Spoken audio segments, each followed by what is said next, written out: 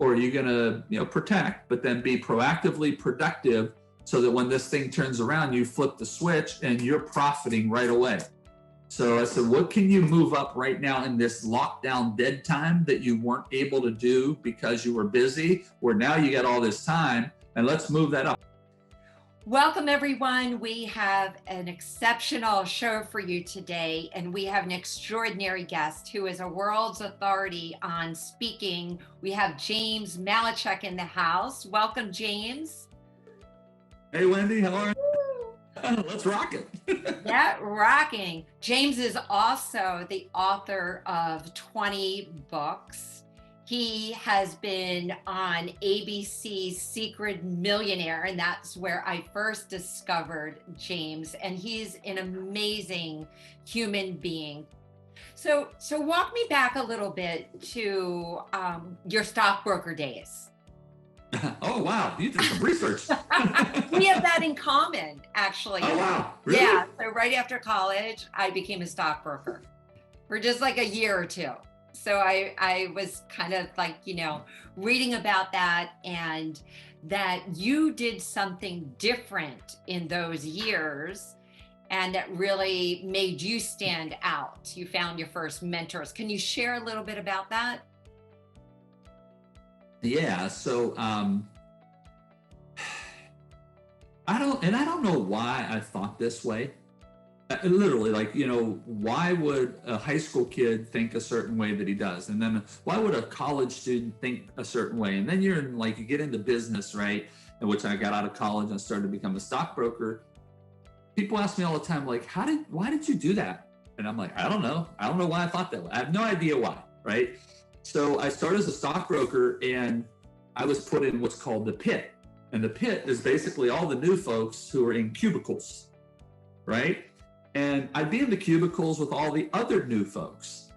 And they'd always ask, hey, do you want to go to lunch? And I would say, hey, thanks so much. But I would never go to lunch with them, because my thought was, and again, I don't know why that I thought this way, right? But I said, well, they're just like me, and I'm brand new, and I don't know anything. Why do I want to go hang out with them? They don't know anything.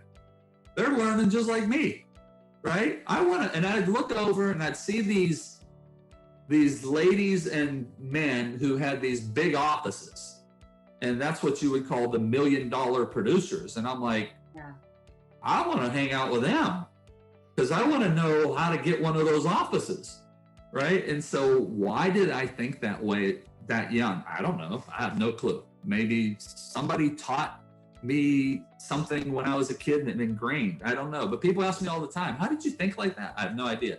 So I used to go and ask if I watched them, and I figured, okay, well, she takes her lunch at this time and she likes salads, and he takes his lunch at this time and he always goes out to eat. This is actually the first time I'm revealing this. I used to follow them to see which restaurant they would walk to, right? So that when I could go in the following week and ask them if I could introduce myself and ask them if I could buy them lunch, I would say, could I buy you lunch at Il Fornaio, right down the street? Well, I knew that he went there 3 times in the past month, so he must like it, right? And now, why did I think that way? I don't know. Now I can tell you I think that way all the time because of my marketing mind, but I don't know why back then I did, because I wasn't this developed business-wise or marketing savvy back then. But and he was like, first of all, it was a restaurant he liked. He went there frequently. He has to eat. I'm gonna pay his bill. All he's got to do is let me sit with him for an hour. And I always asked him one question. I always asked him the same question. Then one day I would. Okay, I'll tell you in a second. Like the lady who would be eating the salad. I'd show up one day and I'd knock on her door and say, hey, tomorrow, could I buy you your salad? I know you like the Caesar salad with grilled chicken on top and no croutons. How'd you know that? I said, I just kind of watch what you get every day and bring in. Would it be okay if tomorrow I bought your salad for you, and could I sit with you and talk with you for a half hour while we eat? Now, this is the thing too. People don't pick up on this. that I learned something called mirror and matching. If you want to create affinity and get people to attract to you right away, you mirror and match them. So I used to order the same food that they had. So the next day, if I showed up with a salad, chicken Caesar salad with no croutons for her, I have one for me too. Subconsciously, I'm connecting with them. If he ordered spaghetti and meatballs and a iced tea, I'd order spaghetti and meatballs and an iced tea. So I'm mirroring and matching. Right? I looked at how they would dress. If he had a suit on, I showed up that day with a suit on. If he had a suit with a jacket and no tie, I would show up with a suit, jacket, and no tie. If he had a golf shirt on because it was casual Fridays, and that's when I was going to take him to lunch, I had a golf shirt on because it was casual Friday. So I was mirroring and matching as much as I could. On a subconscious level, that builds a connection with people, and they don't even know consciously, but it is subconsciously. So here's the question. So let's pretend I'm sitting down with you and I would say one question. I said, first of all, I always knew something about your background, right? It's one of the things that's why when you brought this whole stockbroker thing up, I was like, wow, right? So if you know something, you should research people before you meet with them and know something about them, and even better, know something personal about them, because most people won't take the time to genuinely learn something. Matter of fact, I'll give you an example. Hang on, let me grab this. I did this last night. So we had Lee Steinberg, who's rated as the greatest sports agent of all time. He's the real Jerry Maguire. He was on one of the interviews. So we start the interview and I said, Lee, I'm so excited to have you on. Man, I am devouring your book. I went on Amazon and I got to look at all these sticky notes of things I've been learning from you. And when I open it up, man, I promise you, there's nobody that has read your book who has underlined and circled and wrote more pearls of wisdom that he or she has learned from you than I have. Look at that instant connection because it's something personal. And then I said, Lee, I think it's amazing how your mom and dad named you Lee after your grandpa. And on page 14, you say this quote that your dad taught you when you were a child. And I love this quote. And I repeated it. I said, could you expand on that? And he lit up like a Christmas tree because it's important for him. So the first thing is I'm always like finding out something on their background that's important to them when I start the conversation. So let's say now I started the conversation over spaghetti with you and I did something personal, right? I then say, could I just ask you one question? Wendy, if you were starting over today as a brand new advisor, financial advisor, knowing all the things you know now, what would you do differently starting out today that you didn't know when you started out that you would do that would get you one of those offices and help you become $1 million producer? And I just shut up. And I pull out my notebook because I always have a notebook with me. And you'll talk forever because you know why? There's something within human beings that we all have. There's certain primary needs when we're born that are instilled within us as human beings. Love, shelter, security, safety. As we grow through life, certain secondary needs start to develop. And do you know what one of those secondary needs is within every human being? The need to be a teacher. It's innate because it's what every parent does. They teach children, right? So it's a secondary need. So if you understand that, when you first show something that you know personally about them that's important to them, and then you ask them to tell you how they did something or how they would do something, they instantly love you. They instantly tell, because we all want to help another fellow human being. And when someone shows, wow, this person's really interested because he knew about my background or she knew that I was a stockbroker, it's crazy how when you ask that question, they will talk to you for hours. And then when you have a notebook and you show that you really do care what they say and you're writing it down, they're like, wow, like subconsciously, it is one of the greatest tools that you could ever use. By the way, not to mention, they would tell me everything they would do. These folks have been doing it for 20 years, 25 years. They've seen people in the cubicles come and go. They're telling me, here's what I would do. All I got to do is go do what they tell me. Now, what's really important is I would then go report back to them. Like 3 weeks later, I'd knock on your door and say, hey, Wendy, I'm sorry, I don't mean to interrupt you. No, hey, come on. They love me. Come on in, James. I was the only one from the cubicles they knew, right? Come on in, James. Wendy, I just one minute of your time. You told me to do X, Y, Z, 3 weeks ago when we had lunch. I want to tell you, thank you so much. I did it. Man, it is killing for me. Like, you changed my life. I don't want to disturb. Just say thank you. I just really wanted to give you an update, let you know that, man, what you taught me works. Thank you very much. And then I would just turn and walk out. Right? And they would chase me. Like, wait. Tell me more. How did that, So the key is you got to report back to people and let them know you're actually using their stuff. So that's my whole process right there. Wow. So I still do it to this day. I do it to this day the same way.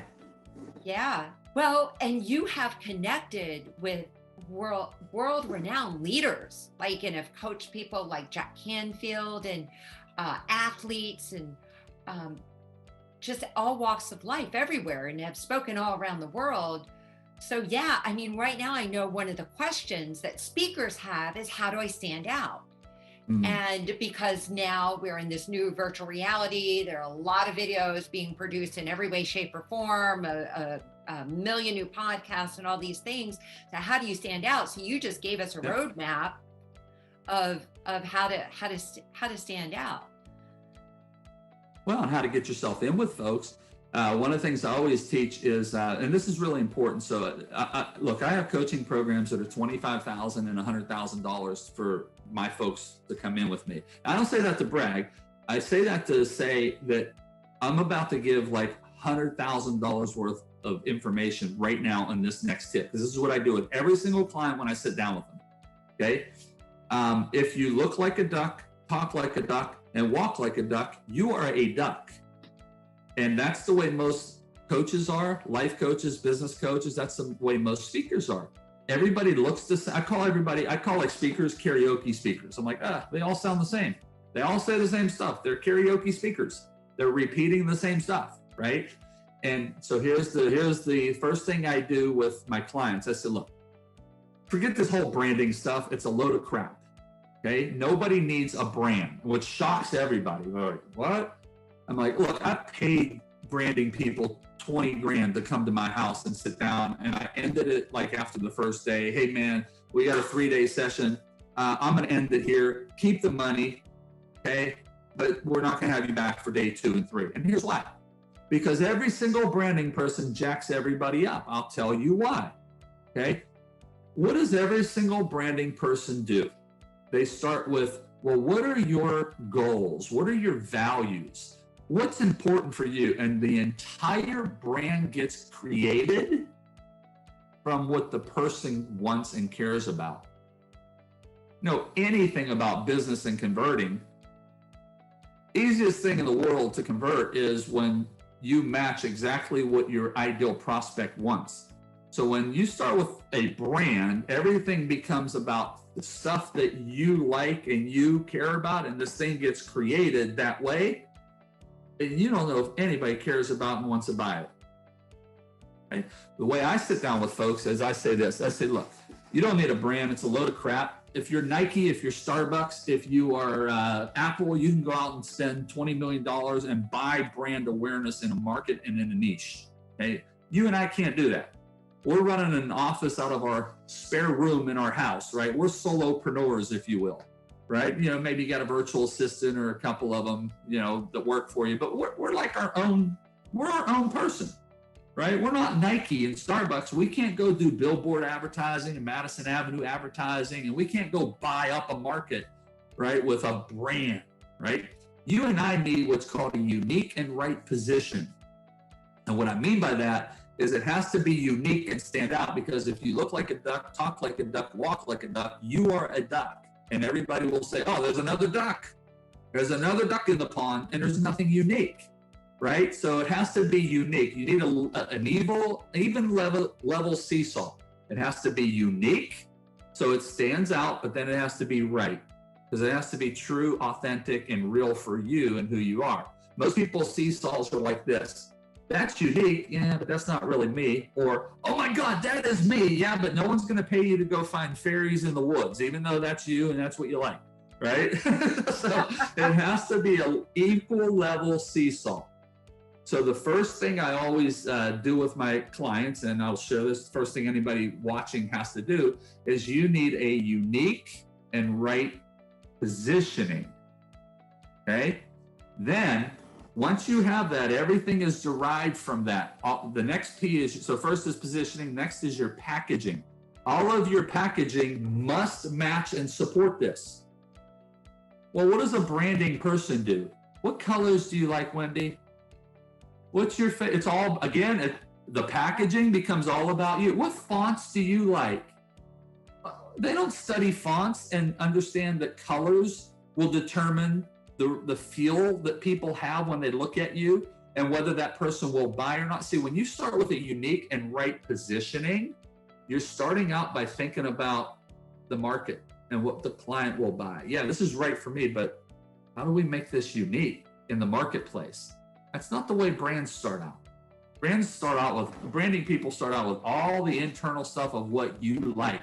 And this burns me up, man, as long as they give you what you like and everything looks great to you, you are ecstatic for paying them the 30 grand or the 50 grand you paid them to develop all the colors and all that. Doesn't mean you got any clients or customers, but you could show it at Thanksgiving to all your family and everybody goes, oh, that looks great, you're amazing. And meanwhile, you're like trying to figure out how to pay the rent, right? So your unique and right positioning has you in mind, but also has the market, the prospect we're going after in mind. And we got to have that level seesaw. It can't just be all about what you like, right? So now you got the positioning, then the packaging, and the packaging is everything from, who we're going after. If we're going after real estate folks, your packaging is going to be different than if you're going after a demographic of all women for life coaching. If you're going after a youth group for speaking, like in the youth market, your packaging is going to be different than if you're going after corporate speaking gigs.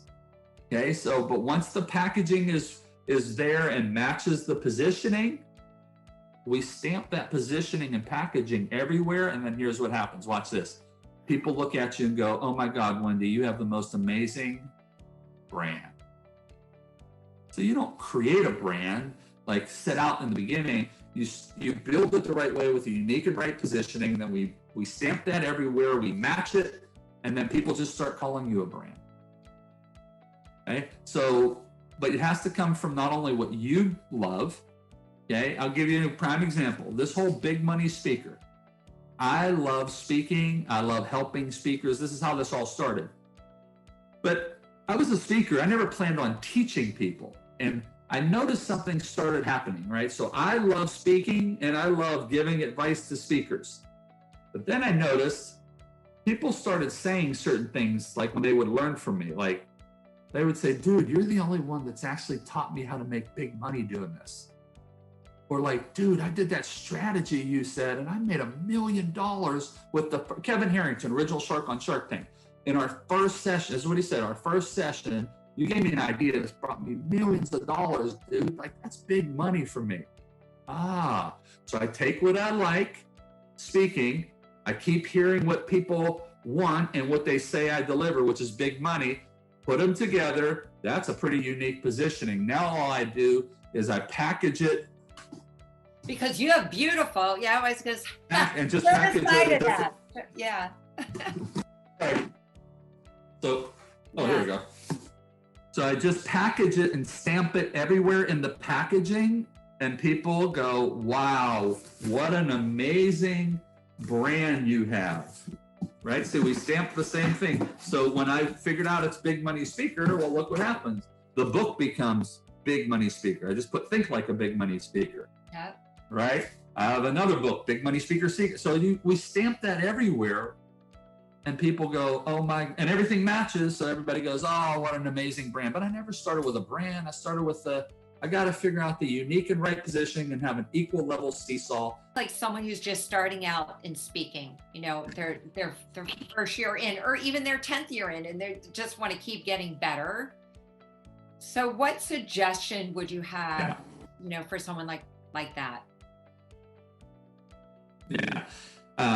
Number one mistake in all business, creating anything, and it could be a podcast, it could be creating coaching business, someone that does a restaurant, sandwich shop.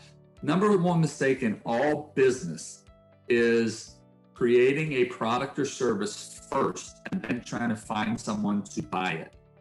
No. Easiest way to do anything is find out who your customer is, your ideal prospect, what they want, and then take what you have and make sure you match it and deliver it in a way that they want it, not what you think they need, but what they want. Okay. I'll give you an example and then I'll come back to the podcaster or the coach or the speaker starting out. Let's take New Coke, right? There was a time many years ago when New Coke came out, right? Coca-Cola, right? And I forget what the number was, but hundreds of millions of dollars they invested in rolling out this new Coke, right? New Coca-Cola coming. And it flopped miserably, right? Dumbest thing ever. By the way, just don't think just because like an organization is big that they're still not dumb in certain ways, okay? How did they even know if their buyers even wanted a new Coke? Right? If it were me, I would have put people in malls, shopping malls, doing taste tests. And like, hey, Wendy, taste this one. Which one do you like better?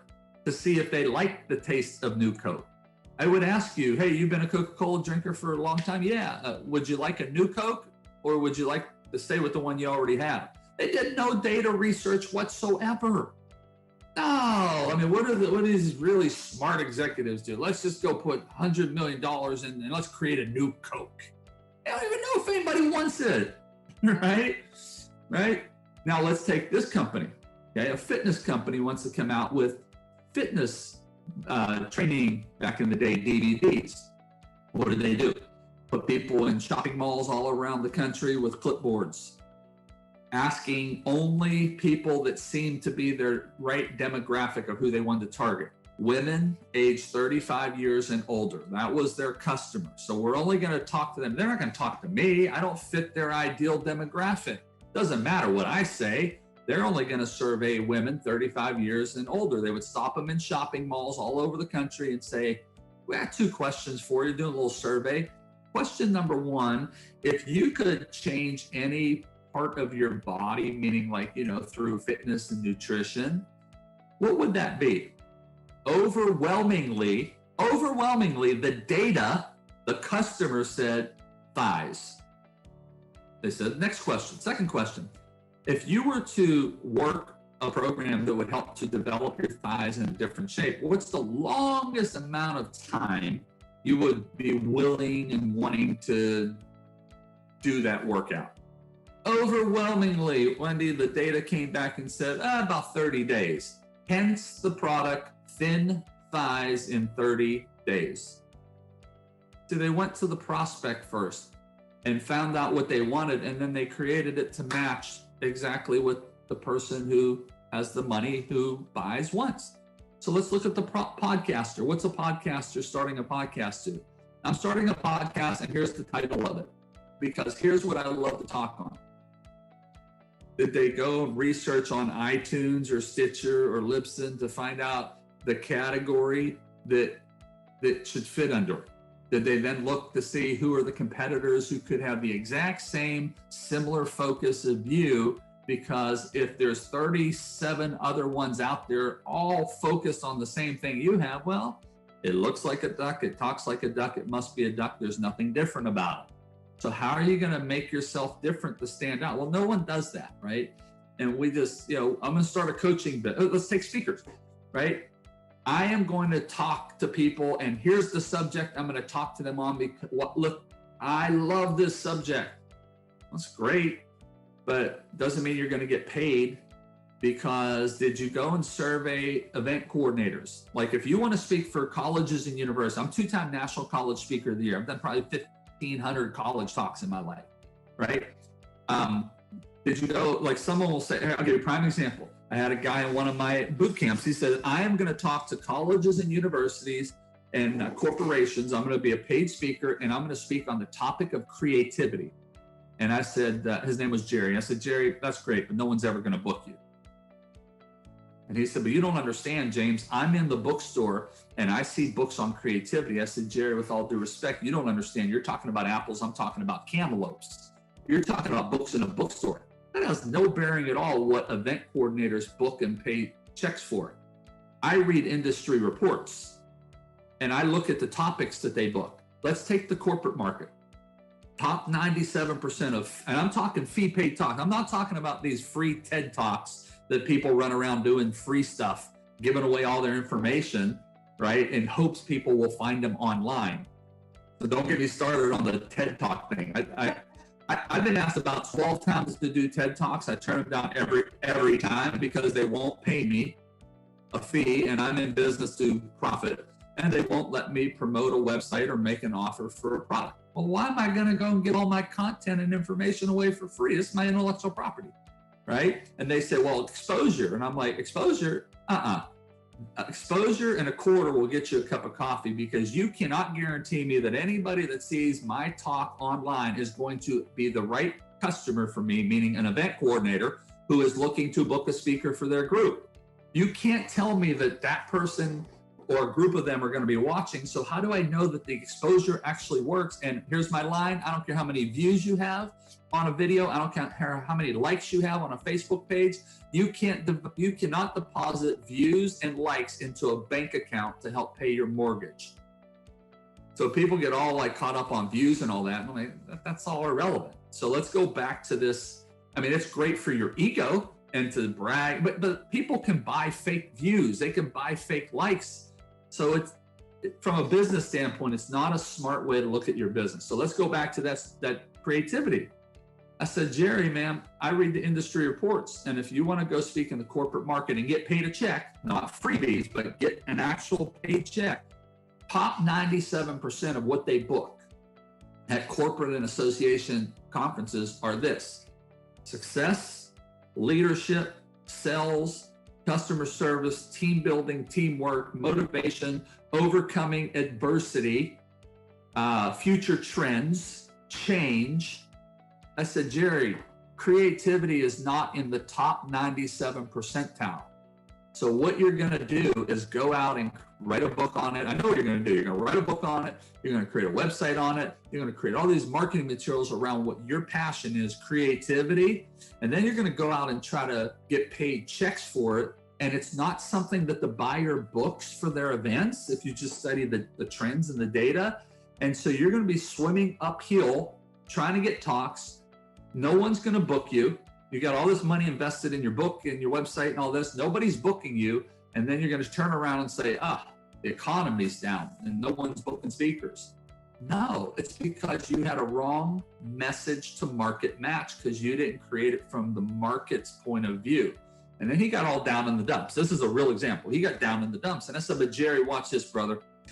I watch how fast. I told him, I said, Jerry, I'm telling you, I'm giving you millions of dollars worth of advice here. Because if you follow what I'm about to tell you and you make $100,000 hypothetically every year for the next 10 years, that's $1 million I'm putting in your pocket right here by just this little tweak.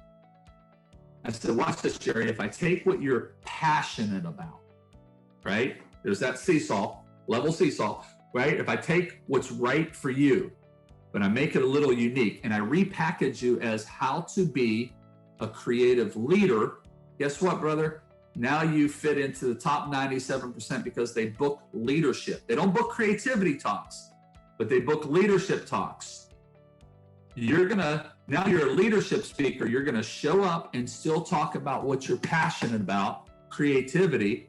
We're just going to wrap it in a different wrapping paper, the paper they want, leadership. And we're going to present it to the buyer who already buys leadership. By the way, Jerry, they also buy leadership for colleges and universities as well. They also buy it for youth groups and pay checks for those 3 markets. Okay, so and I always say it's like this.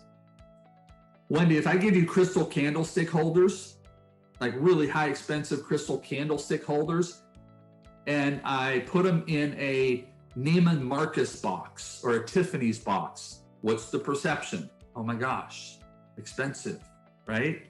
if I give you the same crystal candlestick holders and put them in a Kmart box and give them to you, what's the perception? Cheap, not right for me, right? If I give you a beautiful gift, let's say it's your birthday and I give you a gift and it's wrapped in Christmas paper. Oh, it doesn't matter what the gift is. It's like, what is this? It's not the right match. But if I take the same gift and wrap it in the right paper and give it to you when you want it, how you want it, as a birthday gift on your birthday, it's received differently. So the speaker, the podcaster, the coach, they're putting the wrong wrapper on what they're delivering to the marketplace, because they are delivering what they want to deliver versus let me go see what the market wants and then let me take it and package it and match it to what they want and deliver it that way. The same way, don't give them creativity, Jerry. We're going to repackage you how to be a creative leader because they want leadership. So that would be my number one tip for anybody starting out. Always come from the buy. The only one that matters is the person who's the buyer. They're the ones that matter. Well, that's a big aha. Those are great words of wisdom, because so many people are just, I love the example about you just added in one word. One word. About a creative leader. One word. Yeah, one word can make all the difference. Yeah. And can I give one more tip? A quick little one might help everybody. Sure. Tip away. So, and this happened to me when I was starting out speaking at colleges. I believe the most important message that I have to deliver to kids, especially, is how to network, how to build and maintain quality relationships, right? Think about this. They're never taught that in college and university settings. It's like the most important thing you're going to need to know the rest of your life. And there's not a course on it, right? And I'm like, oh my gosh, if I ran a junior high, high school, college, university, 2-year, 4-year, I would never, a master's program, PhD, I would never let anybody graduate if they did not pass a course on how to build and maintain quality relationships with people. Because you do that every day of your life for the rest of your life on earth, right? But it's not taught. Like, blows my mind. So here I am saying, I'm going to speak to students and I'm going to teach them how to build quality relationships. Ready? Because they need this, which they do, right? Wendy, I couldn't buy a talk. I would market to the universities, right to the coordinators who had all the budgets, never would get booked. And I could not understand it until I figured out, when I looked and I found that there are 21 categories of topics that they book. 21 categories, right? And networking was not a category. So I'm like the creativity, I'm trying to swim upstream and push what I think they need, but it's not what the buyers are used to booking. Right? And when it hit me, I was like, oh, I got it. Now, guess what one of the categories was? Career. So watch this. Changing a couple words. I changed the packaging, the positioning and packaging around to be how to network your way to your first job out of college. Guess what? Boom, fit in the career category, you get booked. So that's a real life example there. That's a great example. And I know that is probably like the number one thing that people, the title, why the title of your talk is so important. Well, right? The title comes back to your positioning too, and what you believe. Like, I really believe, like, it was authentic for me that networking was what I needed, right, to teach. The problem is the positioning was bad because nobody in that market I was going after wanted networking. Yeah, right? So yeah, it all comes back to level seesaw. I've heard that before too, as someone who's written a book and it had a title, and then they changed the title. They didn't have any sales here, and then all of a sudden it became a best-selling book. Just by changing the title, the direction, the focus, so that it gets pulled off the bookshelf, so that you get picked for, for the talk, or get clicked on now for social media. That someone actually clicks it, that makes such a difference. Yeah, it has. So here's the big lesson. Don't give people what you think they need. Give them what they want. And then inside of what they want, you deliver what they need. So you still get to follow your passion and purpose. Oh yeah. Yeah, because I know they need networking, but I don't deliver it that way. I deliver it as a career offer pitch, if you will, career talk, because I know they pay for career talks on college campuses and they want that for their students. So I say, hey, I got this great career program. And then when I show up, inside of the career program is a huge section on building relationships and maintaining networks and contacts. I don't lead with networking, even though I know they need that. They want a career program, so I put it in there. So when I show up, I'm now able to give them what I know they need. But if I don't get booked in the first place, I'm broke. So I gotta come from the buyer's point of view, always, always, always, always. What inspires you to write a new book? You've written 20 books. 22, actually. 22. 22. I did 2 since we've been in lockdown of the pandemic. Okay. Are they out? No, they haven't come out yet. Yeah. So but they're done. 2 books while we've been on lockdown. Yeah, because I want to be proactively productive. I don't want to sit there and panic and freak out, right? I want to protect, make sure that I protect myself, my family, my loved ones, others, right? And do the right things that we're supposed to do. But then I don't want to sit here and just like be in panic mode. So this is what I taught all my coaching members. I taught them in March. I said, this thing ain't coming back for at least a year. I don't care what they say. It ain't happening in July.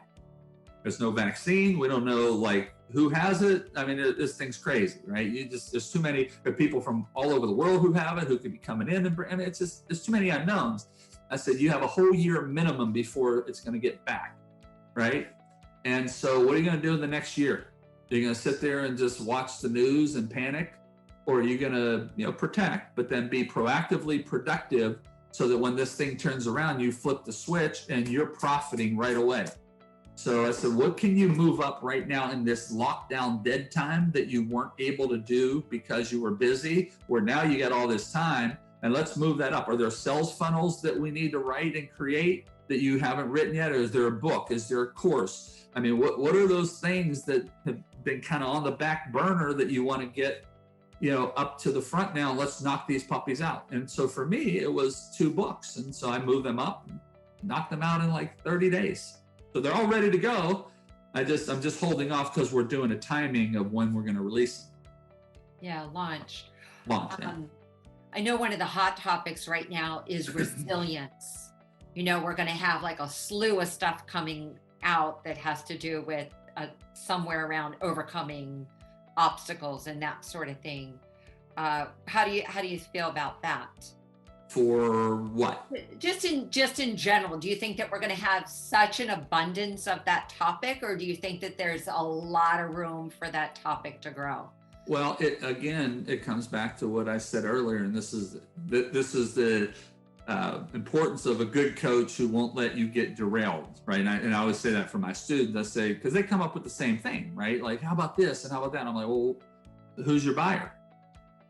Like, who are we going after? Because it depends. Every decision, if you're running it from a strategic business point of view, it depends who you're going after, right? So when you say, is resilience a big topic, like for what? Like, is it for speaking? Is it for coaching? Now within speaking, is it for the corporate market? Is it for the youth market? Is it for, so for example, if you said resilience and I'm going to talk to kids, I'm going to tell you, well, they're not going to book it. Because the number one topic they book more than anything for kids is going for dreams and goals. So if you package things as resilience, that's not speaking their language of what the buyers book for kids groups, right? Yeah. But if you're going after the corporate market for checks, yeah, they love that. Overcoming adversity, resiliency, and that will always be there. It's not just right here. One of my dear friends, one of my guys I've helped for 20 years is Rudy from the movie Rudy. And Rudy's been talking about not quitting and giving up and going for your dreams for 30 years. Right? And they book that in that market they have for 30 years. They'll book it today. They'll book it 30 years from now. Okay. So resilience, not giving up if you want to do fee-paid speaking for corporations is great. College and university market, they ain't going to book it because it's not one of the top 21 categories. So it depends who you go after. If you are a life coach,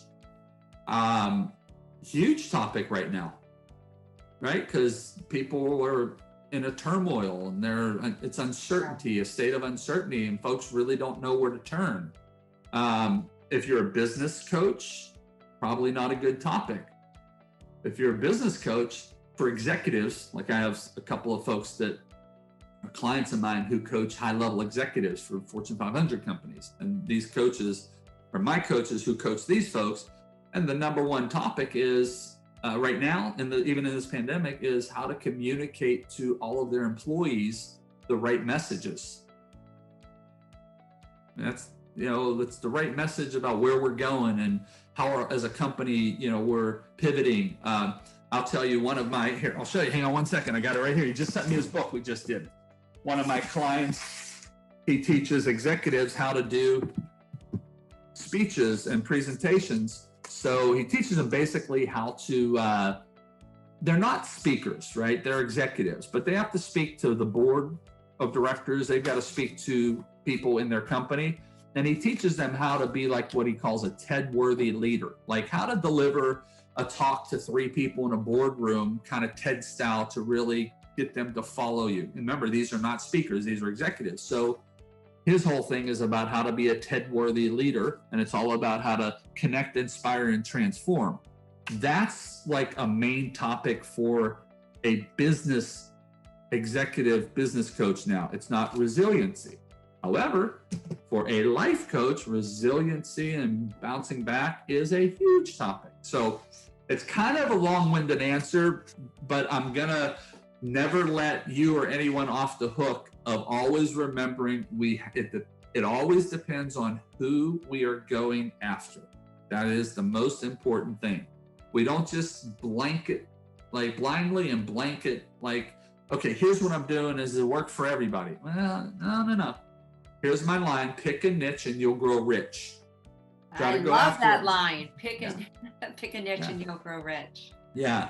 So, so it all depends on who you're going after. We always start with the market. We never start with the topic. We never start with the product. We never start with the service. My way of coaching is we start with the market first because it matters what the market wants and pays for.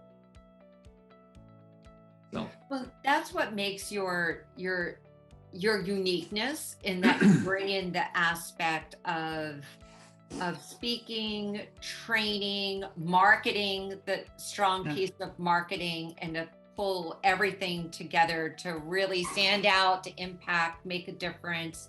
Yeah. And do it with your voice, to be able to do it on stage. That's why I say it here on this brochure. I believe that your message with the right marketing. I have it here. Oh yeah, there you go. I have it right in front of me. And I really believe that's what my job is. I just take people who have that, remember, I come back to the seesaw, who have that desire and passion that's right for them. And I make sure that it's unique and packaged and positioned in the right way that people are going to want to buy it. That's not what most people do. They're always lopsided on their seesaw. This is what I love. This is what I'm going to do. And they never create it from this other point of view as well. Is the market going to want what I have? So. Well, I think I'd like to summarize this and bring it back home to, it's not even the 80-20 rule. It's more like the 95% and 5%. So if you want to be in that 5%, if you're watching and you're listening, you definitely want to be following James Malinchak. You want to read his book, you want to get involved in his programs, because you really are a wealth of information all the way around to try to figure it out, no matter where you are on your speaker's path. So honored and blessed to have you with us today. You shared so many golden nuggets, and you're fun. Right. So, and whether you could hear, whether we were like a little bumpy in our audio or not, we still got the message really powerful and strong. Well, the only reason I share what I share is because I was that person. who went through that and felt like a hamster on a wheel running and going nowhere. And so I had to figure all this stuff out for myself because I wasn't living my passion and getting my message out because I didn't understand a lot of these things back when I was starting. And I struggled and I said, you know what? I'm just going to help people with what I know will work for them because it worked for me. So all it is.